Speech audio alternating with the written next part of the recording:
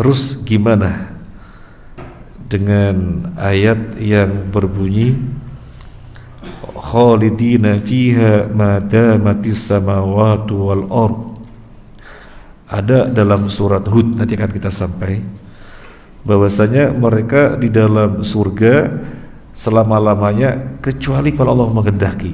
Nah, yang banyak orang bingung itu ada kata idza syaa rabbuk, kecuali kalau Tuhannya menghendaki. Itu yang banyak orang bingung. Kita lihat saja. Katanya selama-lamanya, tapi kok kalau Allah menghendaki, illa idza syaa rabbuk. Kita lihat surat Hud ayat 108. Surat Hud ayat 108. Illa ma syaa rabbuk. Kita baca selengkapnya. Surat Hud, ya berarti setelah surat Yunus. Sekarang surat Yunus, nanti berikutnya surat Hud. Ayat 108. Wa ammal ladzina su'idu fa fil jannati khalidina fiha ma damatis samawati wal ard illa ma syaa rabbuk ata'an ghairu majdud. Dan adapun orang-orang yang berbahagia, maka tempatnya di dalam surga. Mereka kekal di dalamnya selama ada langit dan bumi, kecuali jika Tuhanmu menghendaki yang lain, sebagai karunia yang tidak ada putus-putusnya. Wa ammal ladzina su'idu, orang-orang yang bahagia, fafil jannati, berada di surga, khalidina fiha, selama-lamanya, madamatis samawati wal ard, selama ada langit dan bumi, illa ma syaa rabbuk, kecuali kalau Tuhanmu menghendaki. Berarti dipahami, kecuali kalau Tuhanmu menghendaki, enggak selama-lamanya. Oh, berarti enggak ada kepastian. Kecuali kalau Tuhanmu menghendaki. Ini yang menjadi pembahasan. Kalau yang sebelumnya juga sama sebenarnya, orang bertanya-tanya. Wa ammal ladzina su'idu fa fil jannati khalidina fiha ma damatis samawati wal ard. Orang-orang yang bahagia, mereka berada di dalam surga selama-lamanya, selama langit dan bumi ada. Jadi kata mereka, kita tinggalkan dulu illa masya Rabbu, kecuali kalau Tuhanmu menghendaki. Kita pending dulu, kita bahas pemahaman yang salah juga. Oh, mereka di dalam surga itu selama-lamanya, selama ada langit dan bumi. Coba apa kata mereka? Mereka kekal di dalam surga selama ada langit dan bumi. Oh, kekalnya itu selama ada langit dan bumi. Kenyataannya langit dan bumi kan dihancurkan pada hari kiamat. Berarti di surga tidak selama-lamanya. Ini pemahaman murni dengan bahasa yang dimauinya. Padahal ini bahasa Arab. Ini bahasa Arab. Jangan memahami sesuai dengan yang dimauinya. Ini bahasa Arab, kembalikan ke bahasa Arab. Dibalikan ke bahasa Arab artinya dikembalikan kepada bagaimana orang Arab berbahasa. Ini kan bahasa Arab di mana orang-orang Arab untuk mengatakan selama-lamanya, bentuk taukidnya itu selama ada langit dan bumi. Selama ada langit dan bumi, ente akan senantiasa saya perjuangkan selama ada langit dan bumi. Ente selama-lamanya akan aku jamin selama ada langit dan bumi. Ini orang Arab mengatakan begitu. Jadi madamati samawati wal ardh itu ungkapan yang orang Arab untuk taukid selama ada langit dan bumi. Udah ente di rumah saya tenang aja dah, dijamin selama ada langit dan bumi. Artinya tuan rumahnya tidak akan menyanyiakan, akan menjamu selama ada langit dan bumi, menjamu terus menerus selama di rumah. Jadi ini yang dimaksud madamati samawati wal ardh. Tapi orang kemudian dengan pemahamannya yang ngawur, saya pernah membaca saja tapi lupa membacanya di mana. Mereka mengatakan nanti ada dunia kedua. Ada dunia kedua. Jadi orang yang telah di neraka dan orang yang telah di surga nanti masanya habis, dikembalikan lagi ke dunia yang kedua. Karena orang kafir telah merasakan dahsyatnya neraka, nanti orang kafir semuanya beriman. Di dunia kedua itu nanti semuanya orang itu beriman, sehingga nanti ada akhirat lagi, masuk surga semuanya. Ya ini kan dari mana penjelasan kayak gini? Ini karena memahami mereka di dalam surga kekal madamatis samawati wal ardh, selama ada langit dan bumi. Kenyataannya langit dan bumi dihancurkan, berarti gak selama-lamanya. Keliru.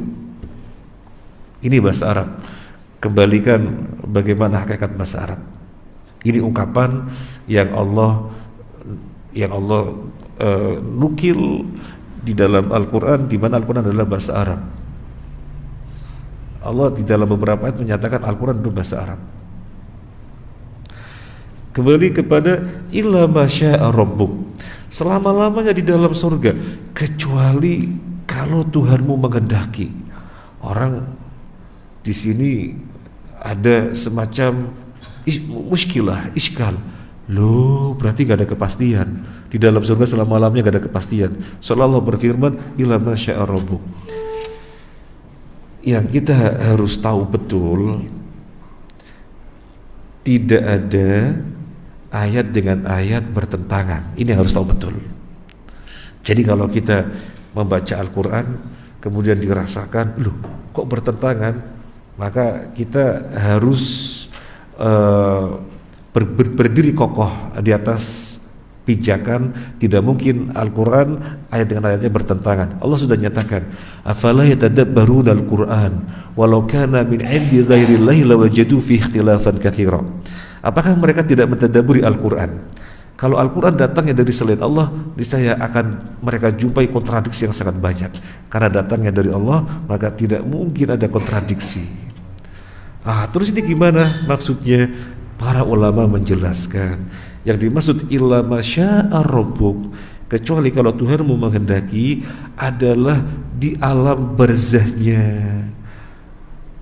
Ini tafsir yang pertama, adalah di alam barzahnya.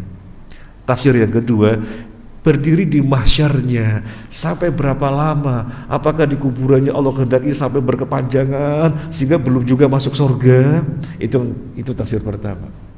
Tafsir yang kedua, ila masya'a rabbuk, tafsir adalah di mahsyarnya. Apakah di mahsyarnya Allah sudahi, apa Allah kehendaki berkepanjangan sehingga gak masuk surga? Nah itu yang dimaksud. Jadi tidak ada pertentangan antara ayat dengan ayat. Jadi di dalam surga selama-lamanya. Sama misalnya orang orientalis.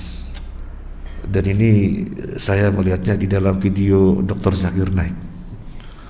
Orang orientalis membawa buku, tapi dia bukan orang orientalis yang membawakan ini orang agama apa, tapi ini penelitiannya orang orientalis. 10 kesalahan di dalam Al-Quran. Bagaimana Al-Quran dikatakan kitab suci? Kata mereka, dibaca satu, dibahas oleh Zakir Naik. Allahu Akbar, terbantahkan semuanya. Hafizahullah ta'ala. Di antara 10 poin itu yang disampaikan adalah contoh di dalam surat Asy-Syu'ara. Kadzdzaba qaumu Nuhil mursalin. Kaumnya Nabi Nuh mendustakan para rasul. Ini salah ini. Kok Al-Quran firman Tuhan yang suci kok bisa salah? Memang Tuhan bisa salah toh. Nabi Nuh kan seorang diri.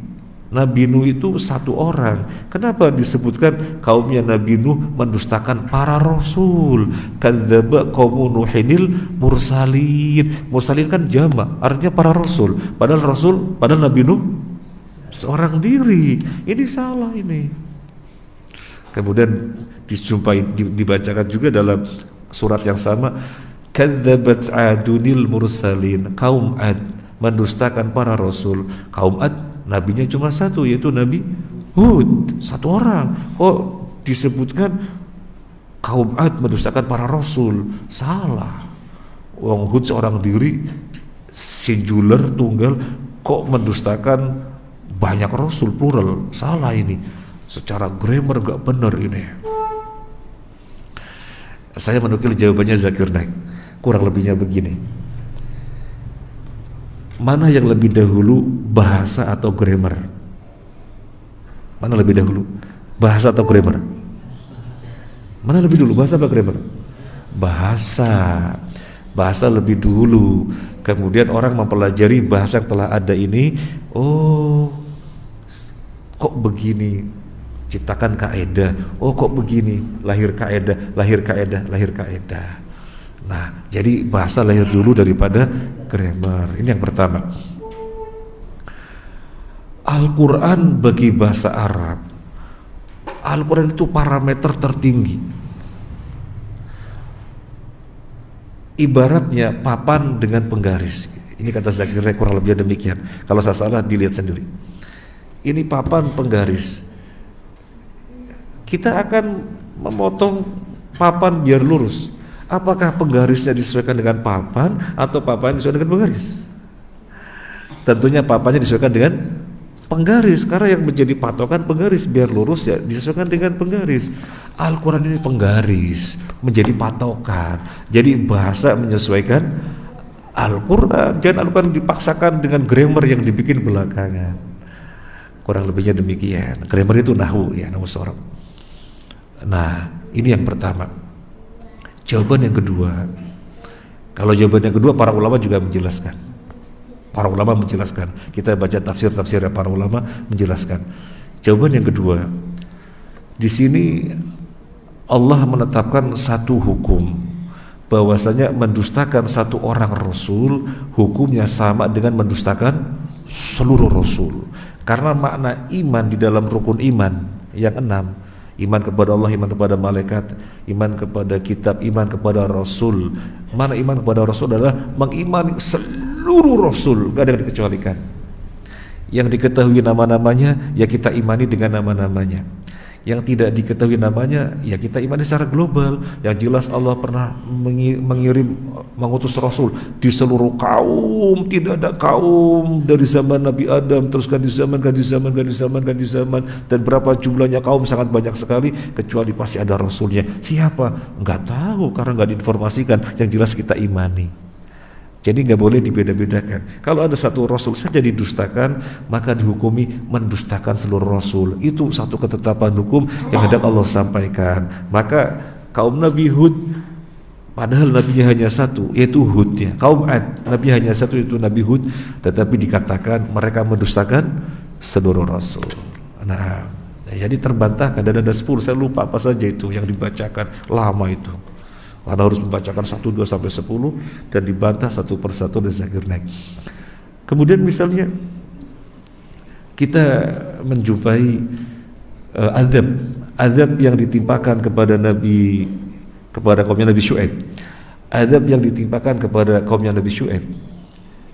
Di dalam surat Hud disebutkan dengan soihah, teriakan malaikat menjadikan mereka bergelimpangan di rumah-rumahnya tak bernyawa.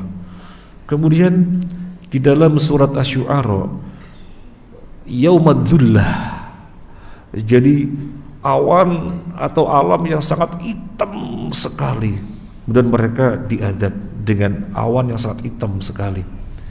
Kemudian di dalam surat Al-A'raf ya, di dalam surat Al-A'raf disebutkan adab yang menimpa kepada kaumnya Nabi Syuaib adalah gempa, rujfah. Lah ini yang mana? Kaumnya Nabi Syuaib diadab oleh Allah dengan adab yang mana? 3 ayat bertentangan.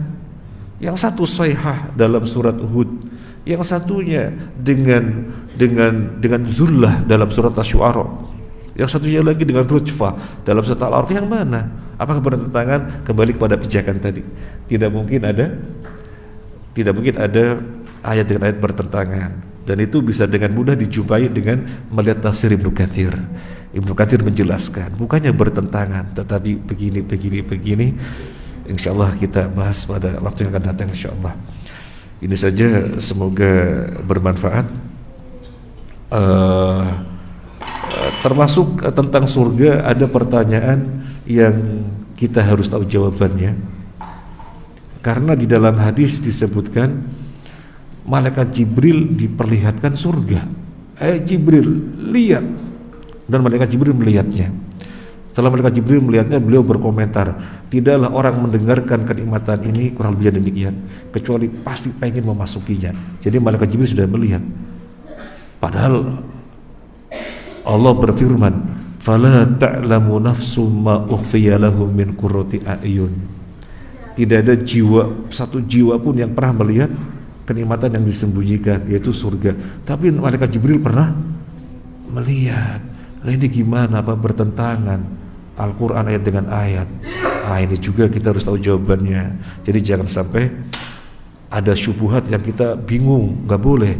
Kalau kita mempelajari Al-Asmaul Husna, Allah memiliki nama Al-Mubin. Kemarin kita bahas di Masjid Al-Ihsan Gresik. Karena di Al-Ihsan Gresik kajiannya Al-Asmaul Husna, sudah 46 nama kita bahas. Allah memiliki nama Al-Mubin. Di antara pengertiannya adalah Allah menjelaskan, tidak ada apapun yang tidak Allah jelaskan.